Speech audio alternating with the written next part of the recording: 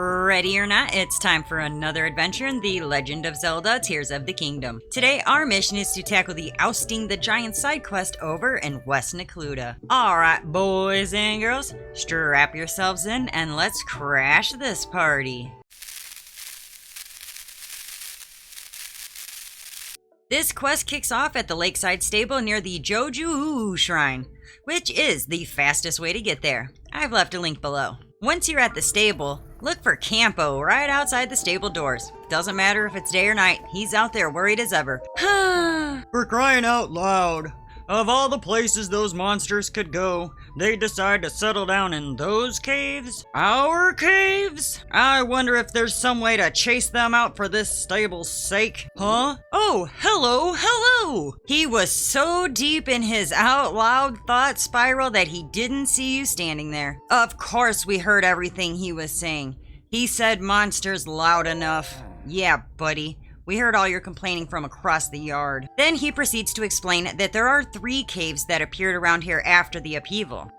And they're all up there. One is near Corta Lake. Another is next to Rodai Lake. And the last is over by Calora Lake. He says that huge deposits of luminous stone can be mined in those caves. So they're popular spots for travelers. Or at least they were. And that's when the 3 giant monster brothers showed up and ruined everybody's plans. He says that those 3 used to be over in the Terran Pass to the northeast. We dealt with that emotional damage back in Breath of the Wild, but now they're back alive and in this region hogging the caves all for themselves. Campo is afraid that if we don't do something, travelers will stop coming here and the business at the stable will dry up and just blow away.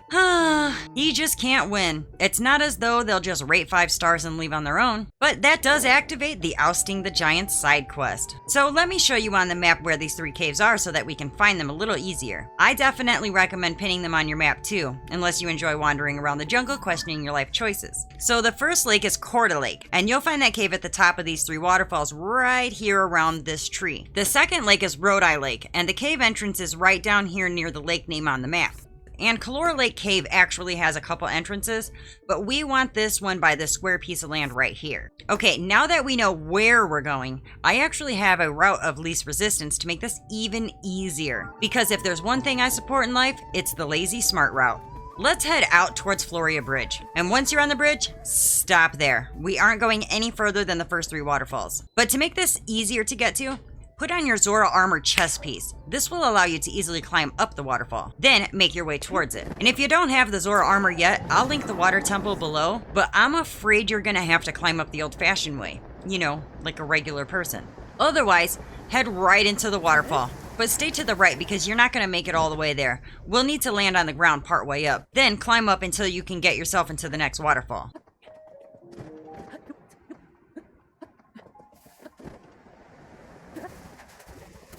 From this level, we just need to run all the way to the back to get to the last waterfall and head up.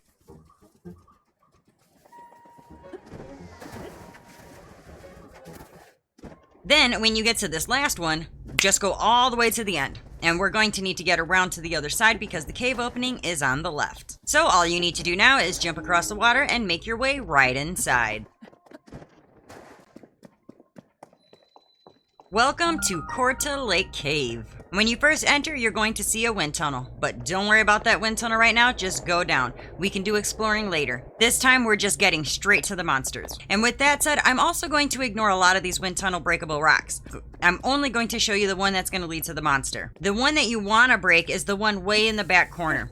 You'll see that there is a big hole in the ceiling above it. So when you jump into the wind tunnel, it's going to carry you up into another room. And that's where you're going to find monster number 1. And I'm sorry to report that he is not the easiest monster. He is a blue Hinox. So the easiest way to defeat this guy is first, take out that breakable rock wind tunnel right in front of you. But this wind tunnel will allow you to get some bullet time once he wakes up. So first, let's arm ourselves. We are going to need a bow and a strong weapon. And I'm not even going to use my strongest weapon just so that I can show you how to do this because I don't want him to be taken out too quickly. I want you to see how it's done. All right, so now grab yourself some bullet time, and I'm gonna go ahead and blow up that wind tunnel just behind him, just in case I need it. And there's also one over to your left in case you need that one too. And then I'm gonna drop down to regain my stamina while he wakes up and realizes that someone's in his cave. Now that he is nice and awake, I'm gonna use the wind tunnel again so that I can get some bullet time and shoot him right in the eye. And this is gonna stun him and knock him right on his booty and allow me to go over and start wailing on him like there's no tomorrow. And when he starts to get up again, just go back over to the wind tunnel and get some bullet time again. Shoot him in the eye again and stun him again. He'll land right back on his butt. Then just rinse and repeat. And if you feel like he's getting too close to you, you can always take off to one of the other wind tunnels, get yourself some bullet time, and shoot him in the eye. And once he's defeated, you can check around the cave for more bomb flowers, because you might need to replace the ones that you've used here. And don't forget to pick up your loot.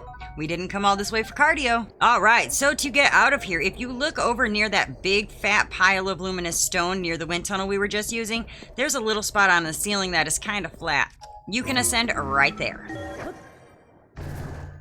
And when you pop out on top, turn yourself southeast to face in the right direction. You'll be heading toward another waterfall, and I recommend staying more to the left and using Tulin because there is an enemy camp on the right side. And I just really didn't want to deal with them because, you know, we got stuff to do. Sometimes avoidance is the best strategy, also the safest, also the laziest. Either way, I support it. Also, you'll need to go across the water. And I just did it quickly and stayed further away from the actual waterfall so that I didn't get sucked down into it. But if you're still wearing your Zora armor, you can actually use that to your advantage and get shot up higher. But either way, once you're across the water, we're going to actually just go right over to that cliff and jump down. So I'm not really sure that avoiding that waterfall was necessary. But once you jump off, you should see some floating island debris sticking out of the cliffside and some water at the bottom. Then you should see the cave entrance right in the side of the cliff wall. That's how you know you're in the right spot. And welcome to the Rodai Lakefront Tunnel. So head inside, and then you're gonna drop down what seems like an endless dark pit. Don't be afraid, just jump down. It builds trust. But I do like to pull out my paraglider, and once I'm down into the complete darkness, I like to scan around and look for these bright bloom seeds and land near them so that I don't have to land into the water. And then I also like to hit them right away to create some light because it's super duper dark down here and you can't see nothing. Alright, so now let's move forward and look for what looks like a well inside this cave. And now I'm going to throw another bright bloom seed so that I can see what I'm doing and you can see what I'm doing. And then we're just going to follow this little water path around to the right and follow it all the way around. This is going to lead us to the next monster. And yes, this is the easiest of the three brothers. This is the red Hinox. Alright, so I'm just going to light things up in here too. So to defeat him, all we gotta do is just jump right off this ledge and get some bullet time. Shoot him once to wake him up and get him to open his eye, and then try to shoot him in the eye again, and that will immediately stun him. He's just gonna land right on his butt before he can even stand up. And then run up and just start hitting him. But because he is the weaker of the three brothers, if you've got a strong enough weapon, you may be able to defeat him, like, right now. Otherwise, once he gets up again, try to get another eye shot, but he covered up his eye for me. Smart move, but it didn't really save him. I was still able to take him down fairly quickly. But if you need to, you can always climb back up onto that same ledge that you got down here in the first place from and go in for some more bullet time. But I just didn't need to. Then make sure that you collect your loot. Now just climb back up to that ledge you came from again, and we're going to ascend from there. And once you reach the top, go forward for just a little bit. The spot we actually need is right here to the left. So all you need to do from here is just jump across the water. And the cave entrance is, bam, right there. All we gotta do now is move this boulder and we can go right inside.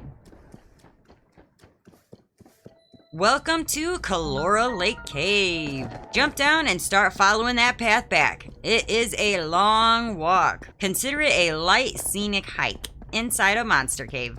Super fun, super safe. But eventually you will come to a ledge that you'll need to drop down from. And then there are some giant stairs that you'll need to follow, which honestly no Hinox could even fit through. I don't believe that for a second, but here we are. Architecture in Hyrule raises a lot of questions. But eventually you'll reach this open area.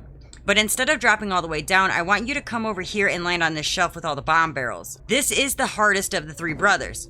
This is the black Hinox. So I've devised an easy way to defeat him where you don't even have to use up all your weapons. Or any of them for that matter if you don't feel like it. So what we're gonna do is we're gonna fuse all of these bomb barrels together and set traps all along his walking path. Basically, we're turning this cave into a very explosive welcome mat. I fused 5 of them together like this and placed them right here in the middle on the floor. And then there's another spot over here. It's only got 4 barrels. So I used auto build to recreate the setup before I added the 5th one. But you can obviously build these manually too. And then I want to go back to the other spot and do the same thing. And you can try to set up the 5 barrel spot behind him as well. But I didn't even need it because these bombs do a lot of damage. But one tip though is if you're using auto build, make sure that these barrels are sitting flat on the ground before you press build, because otherwise they will explode on you. And that becomes a very different strategy because now you have to save your own life.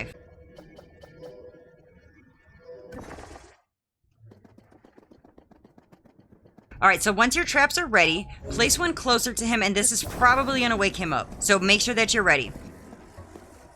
And once he starts moving around, shoot it with a fire fruit or anything hot, really, because that's going to cause it to explode. And you can see right there, without even having to hit him with a weapon, that took down a huge chunk of his health. And so now you can either wait for him to walk around to the next one, or you could just grab it and place it in front of him to speed things up. And then shoot it again with another fire fruit.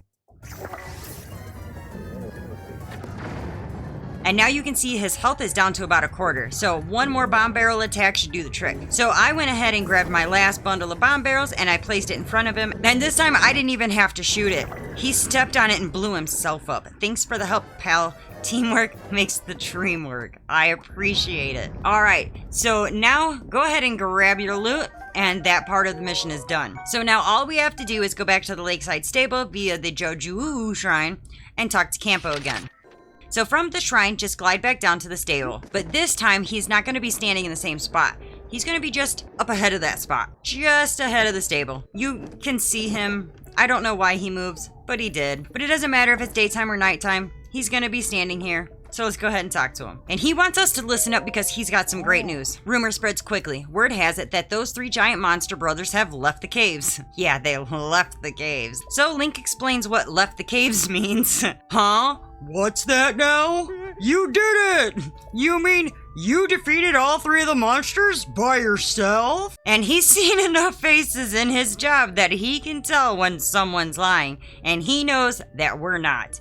Plus, he already heard the rumors, so he's probably already convinced. And he doesn't even feel the need to go and check for himself. He knows we defeated the monsters. So on behalf of everyone at the stable, he thanks us and gives us a small symbol of his appreciation and rewards us with dun dun mighty fried bananas.